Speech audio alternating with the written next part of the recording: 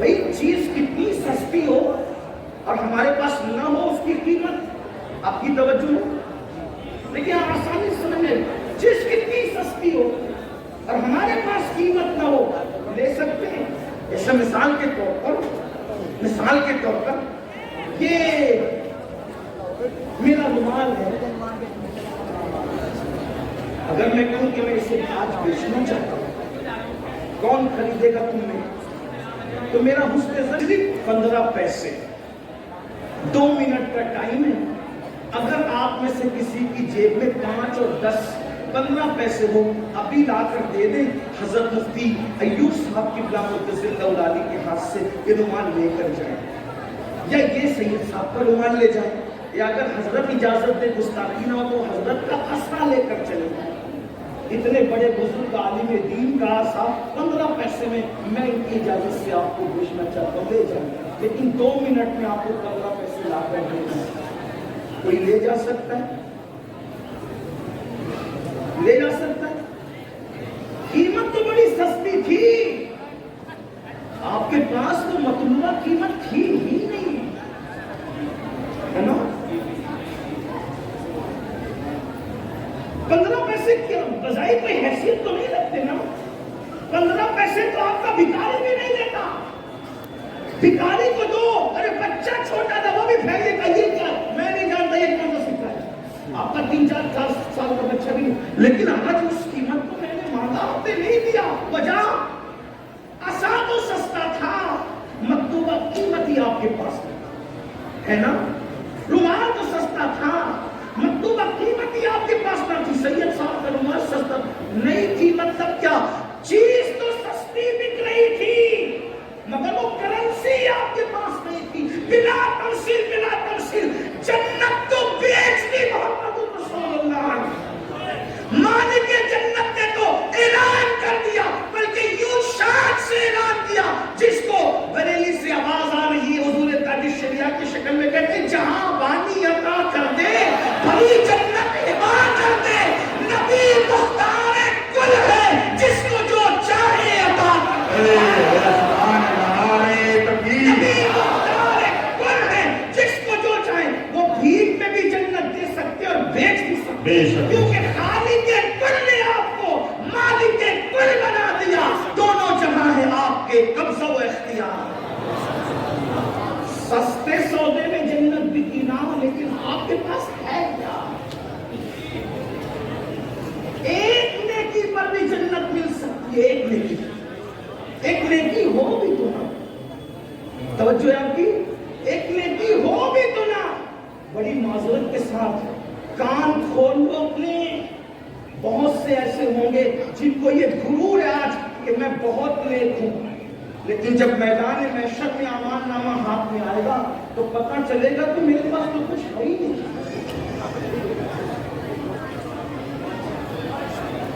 ہمارے پاس تو کچھ ہے ہی نہیں.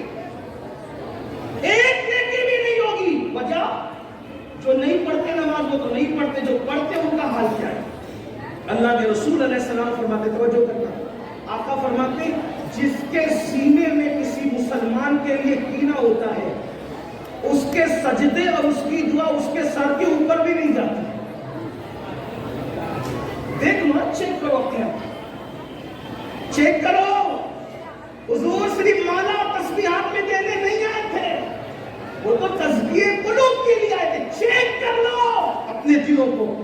جس قوم کے دل سگے بھائیوں کے لیے صاف نہ ہو، جس قوم کے دل پھوپھی اور چچاؤں کے لیے صاف نہ ہو، جس قوم کے دل پڑوسیوں کے لیے صاف نہ ہو، جس قوم کے دل بہنوں کے لیے صاف نہ ہو. ارے حد تو یہ ہے جس امام کے پیچھے نماز پڑھتے ہو ان اماموں کے لیے جب تمہارے دل صاف نہ ہو تو تمہاری نماز کا کیا ہوگا؟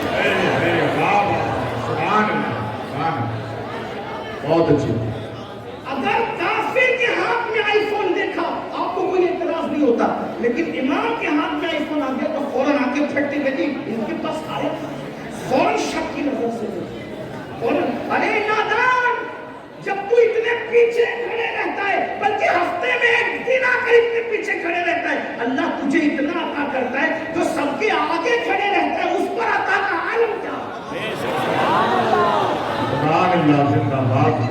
شک ہے، اپنوں کے خلاف شک. اور یاد رکھیے جب دل کینے سے پاک نہیں ہوں گے، اور میں یہ دیکھ رہا ہوں بڑی معذرت کے ساتھ علماء سے دعا لینے کے لیے صرف سبق سنانے، دنیا دار تو دنیا دار ہے، دیندار طبقہ بھی اس منزل پر ناکام ہے.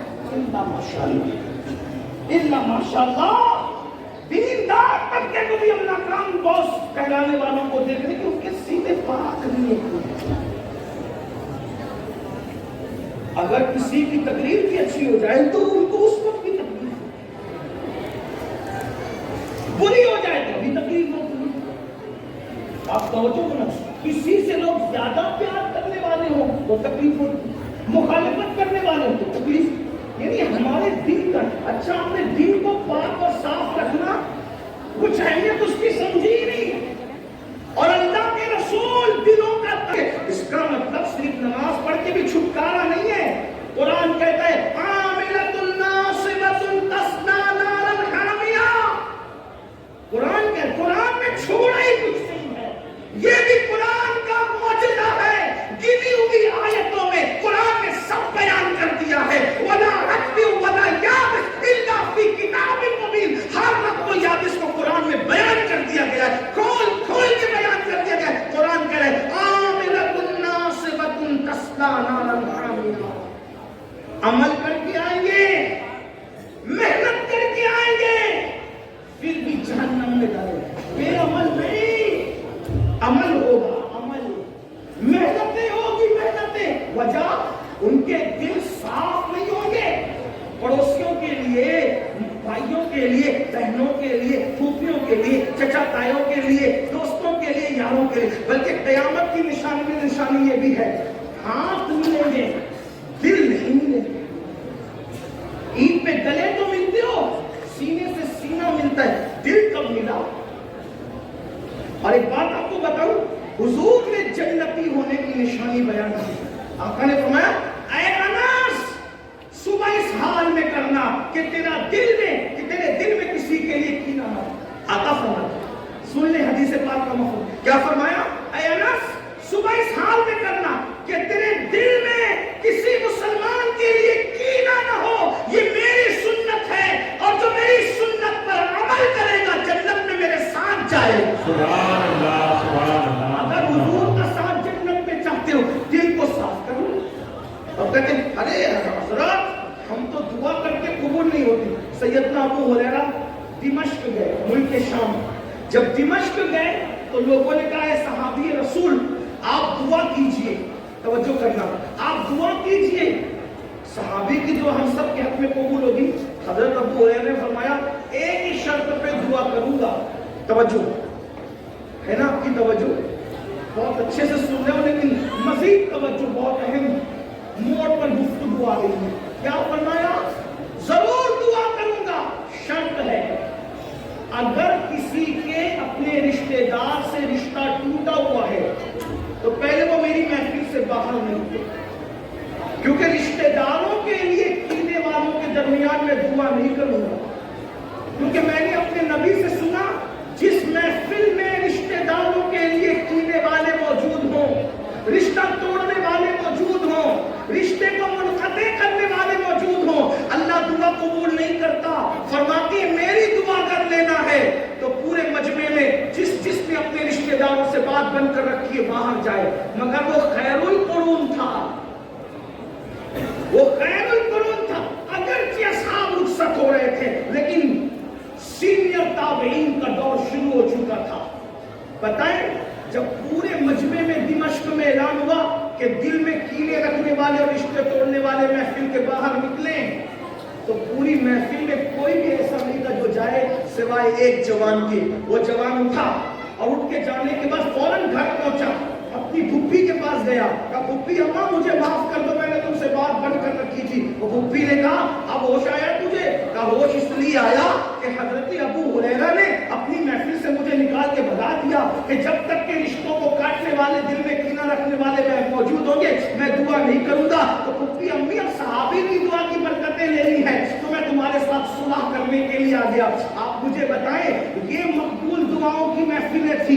ہماری محفل کا حال تو یہ ہے اگر 100 لوگ موجود ہیں تو 98 बुक सकीना ले करके आते हैं, फिर कहाँ दुआ। लोग कहते हैं मौलाना पहले जब बारिश मांगने के लिए जाते थे तो जाते थे भीख के आते थे, पहले के मौलाना लोग ऐसे थे। मैंने कहा होश के नाखून लो, मौलाना तो अब भी वैसा ही मौलाना है, तुम्हारे दिल कहाँ? आमीन कहने वालों के दिल कहाँ है? दिल में बुग़्ज़ है, कीने है, हसद है। और एक बात और आगे बढ़ के बताऊं, अब तवज्जो करना, जब फुप्पी के लिए, भाई के लिए, चचा के, जो माँ बाप को तड़पाए, माँ बाप को सिस्कियां लेने पे मजबूर करें, किसी के माँ बाप किसी के दरवाजे पर रोटी का टुकड़ा मांग करके गुजारा कर रहे हैं, किसी के माँ बाप मस्जिद के जीने पे बैठ करके भीख मांग करके गुजारा कर रहे हैं, किसी के माँ बाप अल्लाह अकबर किसी के यहाँ बर्तन झाड़ू करके अपना गुजारा करने पर मजबूर है। ऐ मेरी कौम के जवानों, याद रखो, जब तक के अल्लाह के बंदों को खुश नहीं करोगे उस वक्त तक अल्लाह आपसे हमसे राजी नहीं होगा।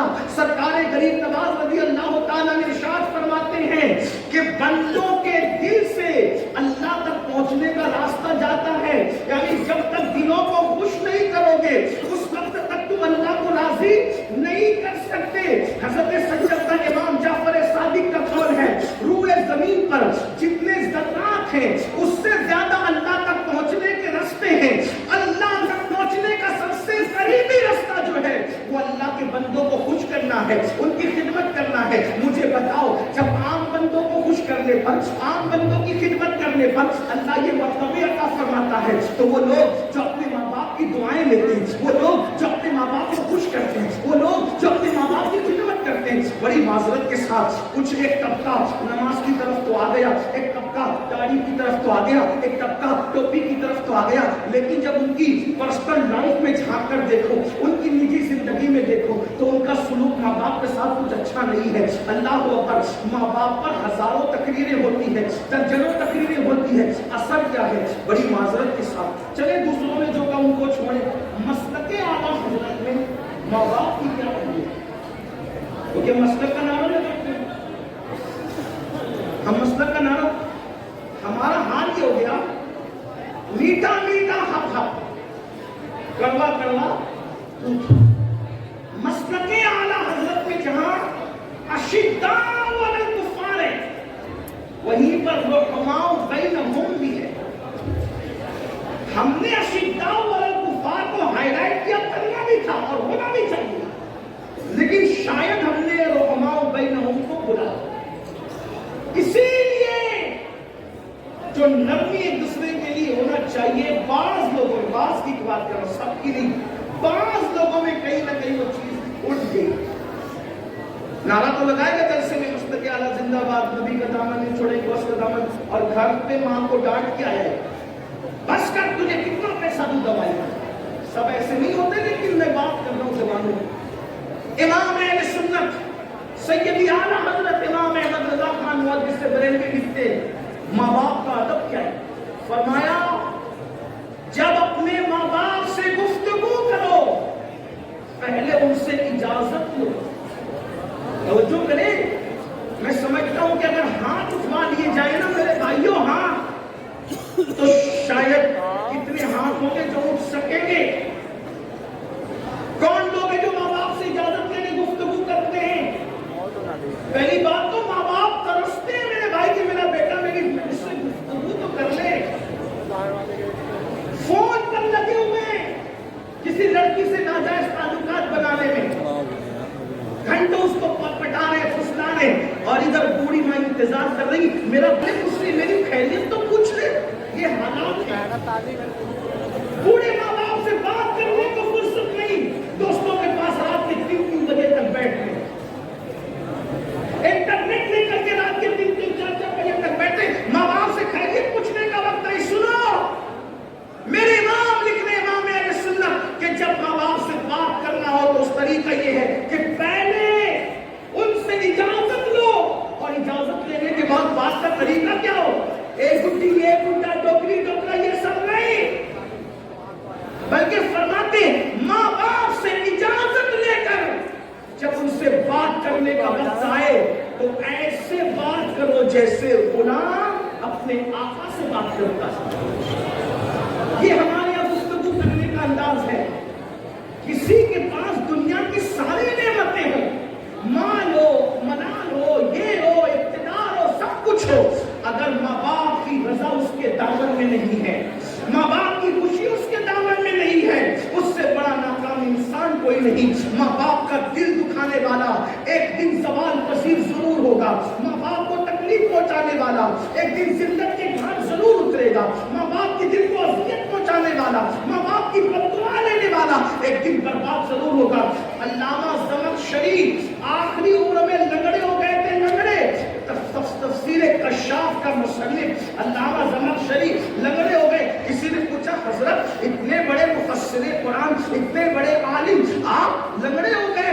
فرمایا یہ میری ماں کی بد دعا کا نتیجہ ہے. میرا بچپنا تھا, بچپنے میں ماں کی زبان سے بد دعا نکل گئی. اور یاد رکھنا ماں باپ کی دعا بھی اثر دکھا کے رہتی ہے اور بد دعا بھی اثر دکھا کے رہتی ہے. اللہ کے بندو, زمخشری کہتے ہیں کہ ایک دن میں بچپنے میں چڑیا کے ساتھ کھیل رہا تھا.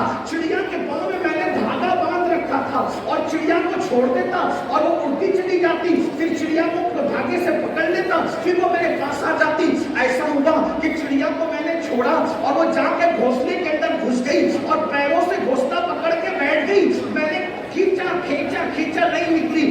زور لگایا تو چڑیا کی ٹانگ جو ہے وہ دھاگے میں آ گئی. میری ماں کو غصہ آیا. ماں نے کہا زمخشری تو نے ایک چڑیا کا پیر توڑ ڈالا. ماں کے جذبات تھے, جذبات میں زبان سے نکل گیا تو نے چڑیا کا پیر توڑا, اللہ تیرا پیر توڑ. اللہ کہتے ہیں علامہ زمخشری کہتے ہیں کہ یہ میری ماں کی زبان سے نکلے ہوئے الفاظ تھے. پوری زندگی اس کا اثر نہیں ظاہر ہوا, لیکن مرنے سے پہلے ماں کا دل نہیں دکھایا تھا, ماں کو تکلیف نہیں پہنچائی تھی, ماں کو اذیت نہیں پہنچائی تھی. لیکن ایک چڑیا کے معاملے میں جذباتی ہو کر ماں سے زبان سے نکل گیا, پورا ہوا. تو اللہ کے بندو, خوشیاں ڈھونڈنے چلے ہو, نعمتیں ڈھونڈنے چلے ہو, برکتیں ڈھونڈنے چلے ہو, تو بات دور نکل گئی. کیا کر رہا تھا؟ جب تک سینے کینے سے پاک نہیں ہوں گے تمہارے سجدے اور دعائیں سر کے اوپر نہیں جائے گی. ایک بات اگر نہ کہوں تو میرا دل نہ بھرے گا. اب آپ مجھے یہ بتائیں, جب امتی کے لیے دل میں کینہ رکھے تو اس کی نماز سر کے اوپر نہیں جاتی. اگر امتی نبی کے لیے دل میں کینہ رکھے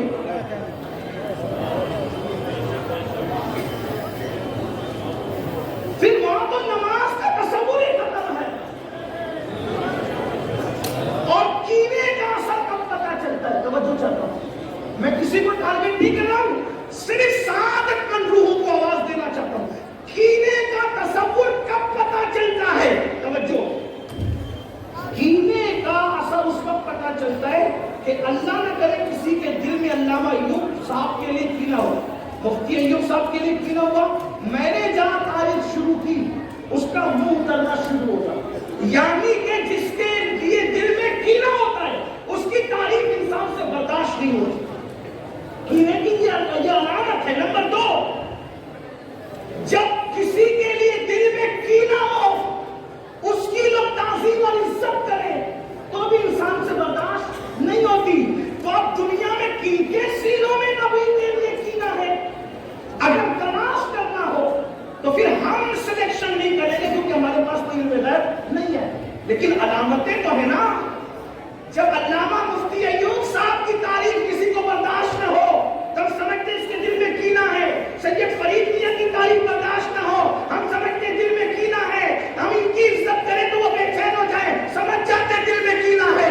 اب دنیا میں ڈھونڈو ایسے لوگوں کو کہ کلمہ پڑھ کے بھی کوئی اتنا بدنصیب ہے کہ نبی کے لیے کینہ رکھتا ہے. تو دیکھ لو, اگر ہیرو ہیروئن کے زلف و رخسار کی تعریف کرے تو لوگوں کو کوئی تکلیف نہیں ہوتی, اور نبی کی نعت شروع کر دو تو وہ ادھر ادھر دیکھنے لگتے ہیں. پتا چلا جن کو ہیروئن کی زلف و رخسار کی تعریف بے چین نہیں کرتی ان کو واللیل والے چہرے والے کی تعریف اگر بے چین کرتے پھر کسی برادری کا ہو, کسی خطے کا ہو, کسی قبیلے کا ہو, کسی ذات کا ہو, کسی بات کا ہو, کسی بھی ڈگری کا مالک ہو, وہ سب کچھ ہو سکتا ہے لیکن رسول اللہ کا وفادار نہیں ہو سکتا.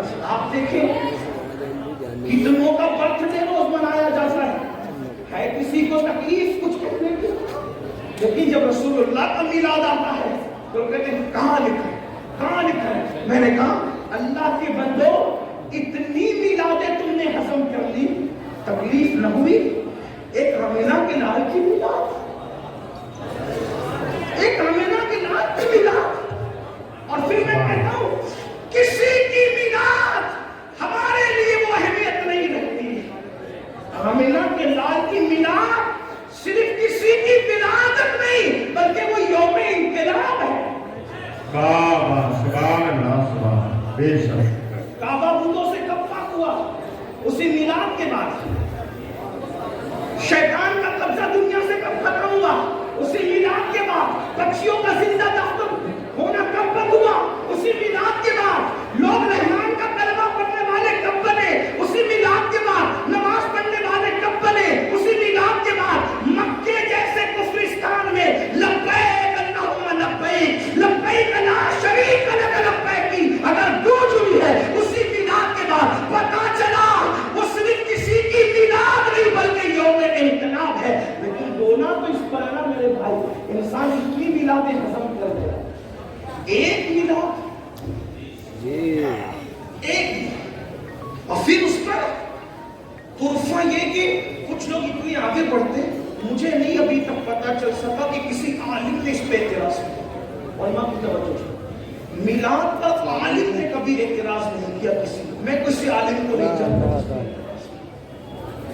جو جلسے میں آیا تھا سید لیکن جاہلوں کی طرف سے وجہ اس کی یہ ہے کہ علم کتنا ہی ہو اور اگر وہ تعظیم رسالت بھی نہیں جانتا تو ابو الحکم جاہلوں کی طرف سے یہاں تک کہہ دیا کہ یہ میلاد تو شرک ہے۔ میں نے کہا اللہ کے بندو رب کی شو، بلکہ دیکھو کیا فکر ہونی چاہیے۔ لوگ کہتے تھے، کیا کہتے تھے؟ اللہ کے نبی ایسے ایسے ایسے، لیکن 14ویں صدی کا مجدد آیا تمہارے لیے، بدن میں ہے جان تمہارے لیے، ہمارے یہاں تمہارے لیے، اٹھے بھی وہاں تمہارے لیے، جناح میں چمن چمن میں سمن سمن میں فبن فبن میں دلہن، سزائے محل پہ ایسے ملن، یہ ہم تو آباد تمہارے لیے، یہ مرحمتیں کہ کچی متیں نہ چھوڑی رتے نہ اپنی گپے، قصور کرے اور ان سے بھرے، قصور جنا تمہارے لیے، سب سے اولا وہ اعلیٰ ہمارا نبی، سب سے بالا وہ اعلیٰ ہمارا نبی، اپنے مولا کا پیارا ہمارا نبی، تو عالم کا دولا ہمارا نبی، خلق سے اولیاء، اولیاء سے رسول اور رسولوں سے اعلیٰ ہمارا نبی، کچھ گئی جس کی آگے سبھی مشعلیں، شمع وہ لے کر آیا ہمارا نبی، ملک کونین میں انبیاء تاجدار، تاجداروں کا آقا ہمارا نبی، حسن کھاتا ہے جس کے نرک کی قسم، وہ ولی دلارہ ہمارا نبی،